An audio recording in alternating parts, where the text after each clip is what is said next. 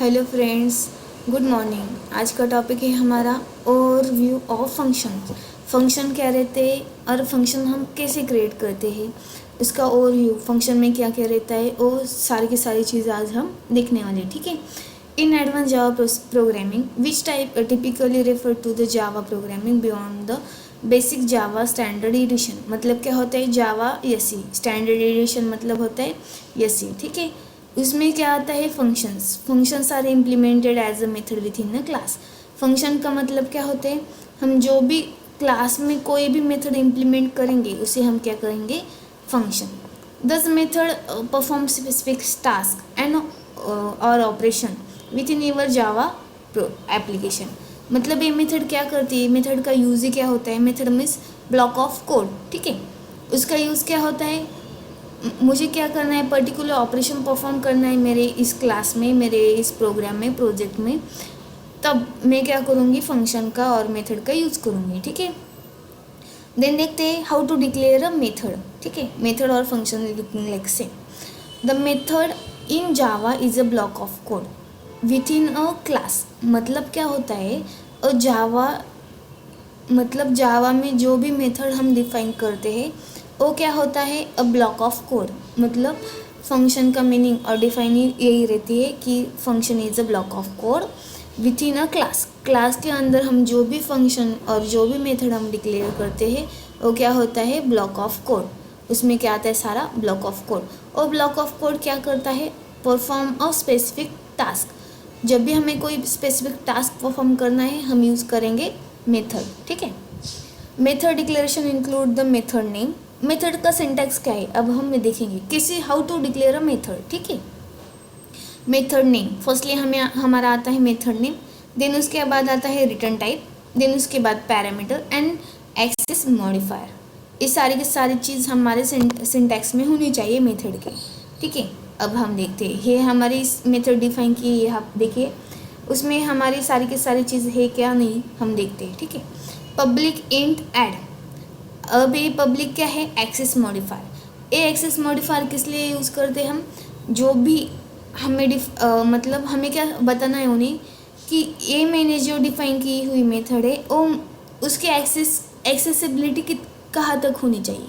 मतलब इस जब भी मैंने इस क्लास में कोई एक क्लास बनाया है, एक क्लास की मेथड है। ठीक है।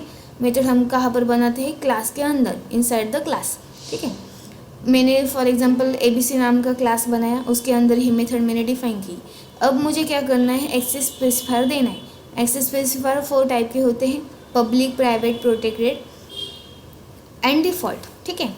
अब ये पब्लिक है। पब्लिक का मतलब क्या होता है, हम इस फंक्शन को क्लास के अंदर भी यूज़ कर सकते हैं, क्लास के बाहर भी यूज़ कर सकते हैं, प्रोजेक्ट के बाहर भी यूज़ कर सकते हैं। ठीक है। ये एक्सेस स्पेसिफायर से पब्लिक का मतलब पब्लिकली हम कहाँ भी इसे यूज़ कर सकते हैं। इंट मतलब होता है रिटर्न टाइप। ये क्या करता है, जब भी हम इंट, स्ट्रिंग, कोई भी रिटर्न टाइप देते हैं उसे हम कंपलसरी हमें उसे रिटर्न करना पड़ता है। नॉर्मली हमें जब भी कोई चीज़ रिटर्न नहीं करनी तब हम यूज़ करते हैं वाइड रिटर्न टाइप। ठीक है। देन उसके बाद आता है ऐड।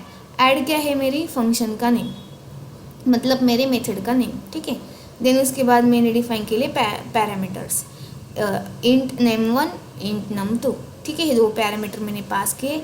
जब भी ये मेथड कॉल होगी तब क्या होना चाहिए, मैंने एक वेरिएबल में डाला इंट सम में क्या डाला, n1 प्लस n2। ये दोनों भी वेरिएबल की और ये दोनों वेरिएबल की पैरामीटर की प्लस करके मुझे इस वेरिएबल में स्टोर करो। और जब भी ये वेरिएबल फंक्शन कॉल होगा तो क्या रिटर्न करेगा ये फंक्शन, सम। ये दोनों की मिलाकर जो भी सम होती है वो मुझे रिटर्न करो। ठीक है। ऐसा होता है फंक्शन, ऐसे हम डिफाइन करते हैं। Then access modifier. Access modifier मैंने अभी बताया कौन कौन से होते हैं, public, private, protected and default. Public से क्या कर सकते हैं हम, एक्सेस एनीवेयर। प्राइवेट से क्या कर सकते हैं, प्राइवेट से हम उसी क्लास में रख सकते हैं। मतलब मेरे इसे रिक्वायरमेंट है कि वो वेरिएबल को मुझे सिक्योरिटी अप्लाई करनी है। ठीक है। जो भी मैं मेथड बनाऊँ, वेरिएबल बनाऊँ, उसे मुझे उस क्लास से बाहर जाना नहीं देना चाहिए और उसे मुझे सिक्योरिटी लगानी है। वो कोई भी एक्सेस नहीं कर पाएगा, इसे मुझे रखना है, तब मैं यूज़ करूँगी प्राइवेट। और मेरी प्राइवेट प्रॉपर्टी है, आप उस पर कब्जा नहीं कर सकते। ठीक है। आप उसे एक्सेस कर नहीं सकते, ऐसा मैं बता दूंगी। ठीक है, देन उसके बाद आता है प्रोटेक्टेड। प्रोटेक्टेड का मतलब क्या रहता है, मुझे क्या करना है, कोई भी method access within package and sub package. मतलब मुझे क्या करना है कि जो भी पैकेज में बनाऊंगी वो पैकेज और उसके सब पैकेज और उसका क्लास, ठीक है, उसके बाहर मेरा जो क्लास है, जो मेरी मेथड है, वो नहीं जानी चाहिए, तब मैं यूज़ करूँगी प्रोटेक्टेड। ठीक है, then return type. Return type mainly क्या होते हैं, रिटर्न टाइप में return a value of the specific data type. ये क्या करते हैं, स्पेसिफिक डेटा टाइप की वैल्यू रिटर्न करते हैं। ये देखिए यहाँ पर हमने क्या किया था, इंट रिटर्न टाइप रखा था। इंट क्या करता है, इंट सम, इंटीजर से इंटीजर ही है हमारा सम, और सम हमें रिटर्न करके दे जाएगा। ठीक है, देन उसके बाद आता है if the method does not return a value. ये क्या करता है, वैल्यू रिटर्न नहीं करता, तो क्या करो, it return type is wide. मतलब कोई भी मुझे ऐसी मेथड डिफाइन करनी है जो कोई भी वैल्यू रिटर्न नहीं करती, तब मैं क्या रख दूंगी, कौन सा डेटा टाइप रख दूंगी, रिटर्न टाइप वाइड।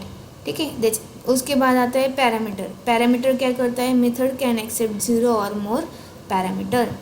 मेथड के अंदर हम मल्टीपल पैरामीटर रख सकते हैं। ये देखिए यहाँ पर हमने 2 पैरामीटर लिखे हुए हैं, हम इसमें 10 भी रख सकते हैं, 0 भी रख सकते हैं, कोई इशू नहीं। ठीक है, पैरामीटर। ठीक है, देन पैरामीटर आर जो ये देखिए जो है राउंड ब्रैकेट है, उसे हम बोलते हैं पैरेंथेसिस। ये राउंड ब्रैकेट को बोलते हैं हम पैरेंथेसिस। देन उसके बाद जो आता है पैरामीटर, उसके बाद हम जो वेरिएबल्स पास करते हैं उसे बोलते हैं पैरामीटर। ठीक है, the parameter are use to pass the data into the method for processing. हम क्या कर सकते हैं, उसे जो डेटा है उसे उस पैरामीटर में हमें डालकर हमारे मेथड को प्रोसेसिंग कर सकते हैं। ठीक है, parameter are access a local variable within the method body. Parameter क्या करते हैं, लोकल वेरिएबल एक्ट करते हैं मेथड के बॉडी जैसा। मेथड में से बॉडी में मेथड में जैसा हम वेरिएबल डालते हैं वो कैसा लोकली एक्ट करता है, वैसे ही हमारे वो एक्ट करते हैं। ठीक है, देन होता है मेथड ओवरलोडिंग। मेथड ओवरलोडिंग मतलब क्या होता है, मुझे क्या करना है, डिफरेंट क्लास है मेरे, मतलब एक ही मेथड मैंने बनाई, वो मुझे डिफरेंट क्लास में यूज़ करनी, तब मैं यूज़ करूँगी मेथड सॉरी मुझे क्या करना है, मेथड ओवरलोडिंग करना है। ओवरलोडिंग मतलब क्या होता है, सेम नाम की मेथड मुझे डालनी है सेम क्लास में, एक ही क्लास में मुझे क्या करनी है, सेम नाम की मेथड मुझे रिपीट लिखनी है, बट मैं कैसे लिख सकती हूँ, उसका डिफरेंट पैरामीटर, डिफरेंट नंबर और टाइप और पैरामीटर, हम उसका पैरामीटर डिफरेंट दे सकते हैं, तब क्या होगा, वो हमारी मेथड एक्सेसिबल होगी। ठीक है, देन होता है स्टैटिक मेथड। स्टैटिक मेथड मतलब क्या होता है, ऐसी मेथड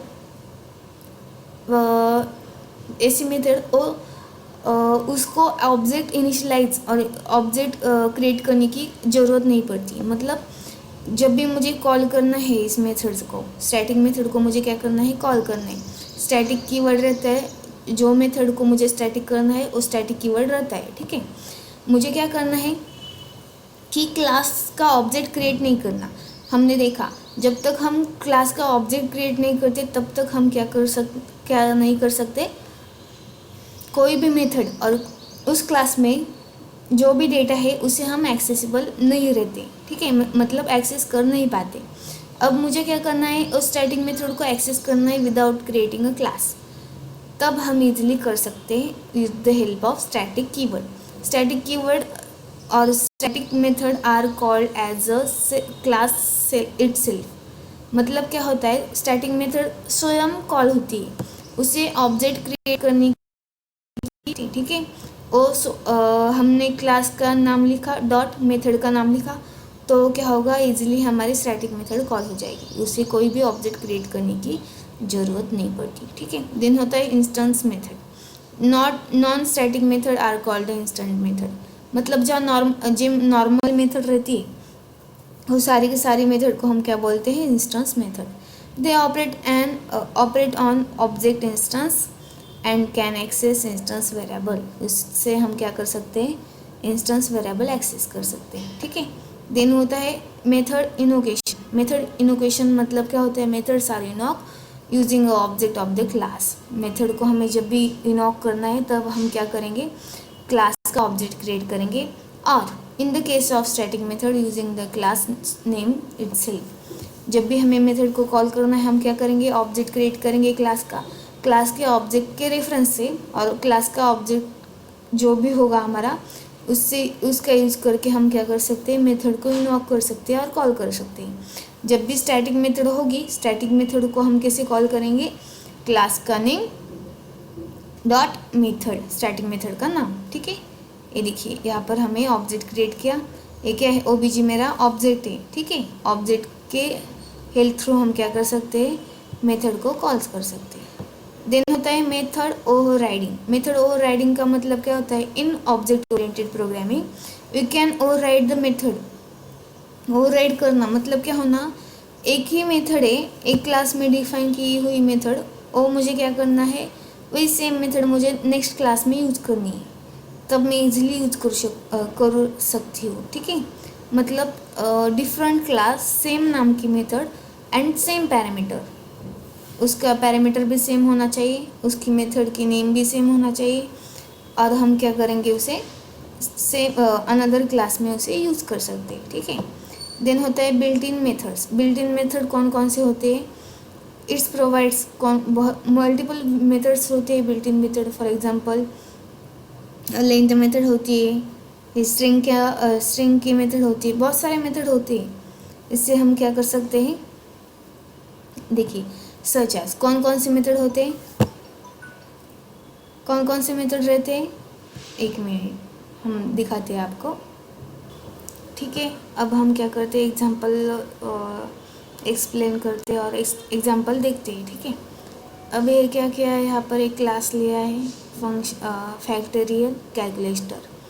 फैक्टोरियल कैलकुलेट करना है मुझे, तब मैं क्या करूँगी, एक देखिए यहाँ पर एक क्या किया है, फंक्शन लिया है, उसका नाम क्या है, फैक्टोरियल। ठीक है, कैलकुलेट फैक्टोरियल, ये मेरा फंक्शन का नाम है, उसे हमने स्टैटिक लिया है, उसका रिटर्न टाइप लॉन्ग है।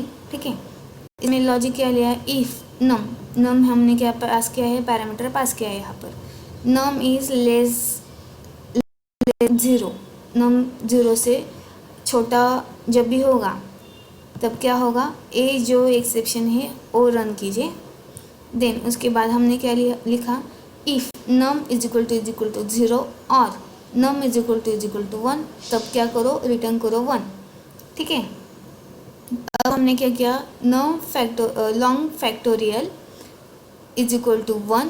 देन हमने क्या किया, फॉर लूप लगाया, यहाँ पर हमने फॉर लूप लगाया, for int i is equal to 2, i is less than is equal to num i plus plus, factorial star is equal to i. हमने जो लॉजिक था हमारा फैक्टोरियल के लिए यूज़फुल, वो लॉजिक हमने यहाँ पर लगाया। देन उसके बाद हमने क्या किया, ए फंक्शन क्या करेगा, रिटर्न फैक्टोरियल नंबर हमारा जो भी होगा करो। अब हमने नंबर पास किया, ए मेरी मेन मेथड है, मेन मेथड में हमने क्या किया, लॉजिक लिखा।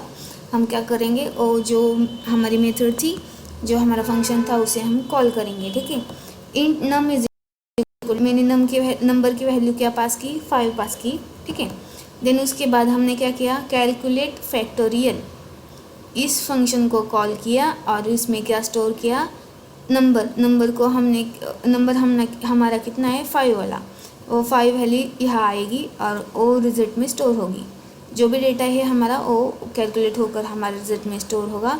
ये क्या करेगा, कैलकुलेट फैक्टोरियल हमारा ऊपर जाए, कहाँ पर है हमारा कैलकुलेट फैक्टोरियल, यह इस फंक्शन में है। ठीक है, वो लॉजिक एग्जीक्यूट होगा, ये लॉजिक अच्छे सारी की सारी कंडीशन चेक करेगा, देन फॉर लूप एग्जीक्यूट होगा, और जो हमारा फैक्टोरियल नंबर है वो कहाँ पर स्टोर होगा, इस रिजल्ट में, और रिजल्ट में स्टोर होने के बाद वो क्या होगा, हम इसे system.out.println factorial of number is, कौन सा नंबर है, मतलब मैंने कौन सा नंबर डाला था, 5 डाला था, इज रिजल्ट कौन सा है, रिजल्ट ऑफ 5 का फैक्टोरियल नंबर कितना आता है, 120 इज अ फैक्टोरियल नंबर, ऐसे हमारा आउटपुट शो होगा।